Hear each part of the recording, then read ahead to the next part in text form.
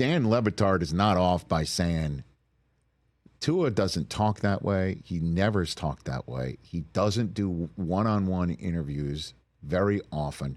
And he, when asked the direct question talk about Brian Flores and the difference between him and Mike McDaniel, and the answer that he gave is, I believe, a concrete example of how different things will be for him.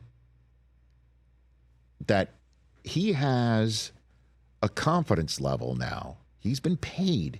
And truly, this is 100% a respect measurement. This is a measurement of respect. In a salary cap driven world, how will you parcel up your salary cap for me?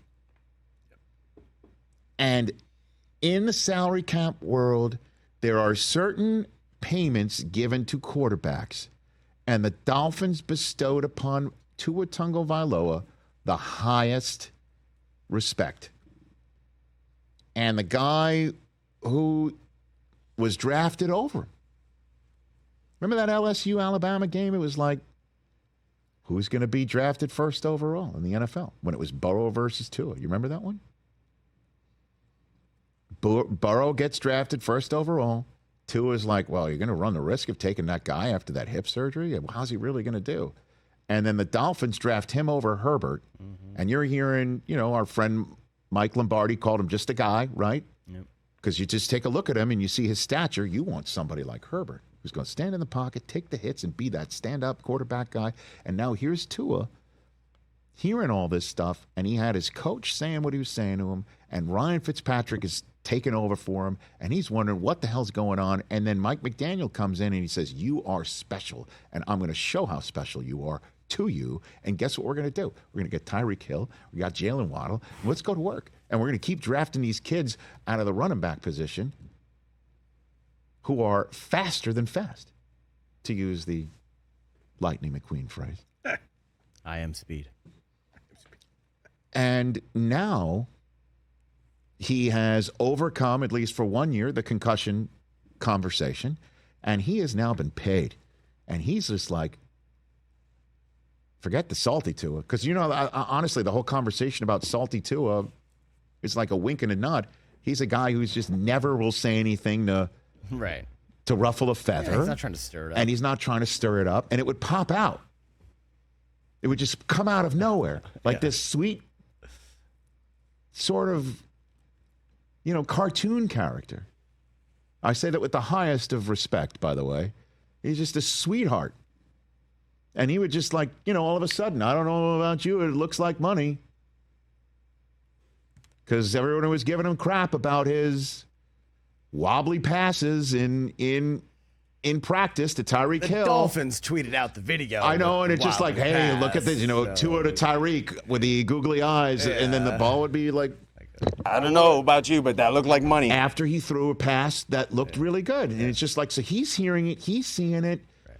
And even then it would be like, all right, Tua, like we would have fun. Here's salty Tua. And I kept on saying, own it. Own it. Tua, we need more salt in your diet.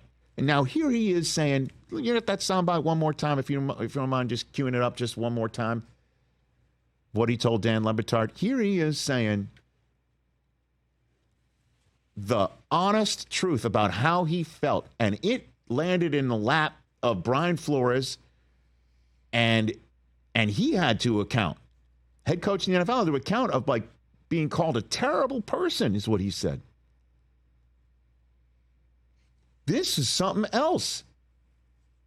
And that's why I'm saying, could this possibly be a different guy? Because he has been paid. Hit it. Can you explain to us the difference in practical terms between having a coach who did believe in you the way that he did and the difference between that and what was happening with Flores? Yeah. Well, to put it in simplest terms, if you woke up every morning and I told you, you suck at what you did, that you don't belong doing what you do, that you shouldn't be here, that this guy should be here, that you haven't earned this right. And then you have somebody else come in and tell you, dude, you are the best fit for this. Like, you are accurate, you are the best whatever, you are this, you are that. Like, how would it make you feel listening to one or the other? You see what I'm saying? And then you hear it, regardless of what it is, the good or the bad. And you hear it more and more, you start to actually believe that. I don't care who you are. You could be the president of the United States. You have a terrible person that's telling you things that you don't want to hear, or that you probably shouldn't be hearing. You're going to start to believe that about yourself. So the salt is out of his diet, it seems to me, in the fact that looks like, for the first time from what I'm seeing, and this is not a way that I think he talks, but I'll say it. This is a Tua that is out of F's to give. And I can't wait to see that every week. Will it translate on the field is a great season-long storyline arc for the Miami Dolphins this year. Catch the Rich Eisen Show every single day on the Roku channel, 12 to 3 Eastern, for free.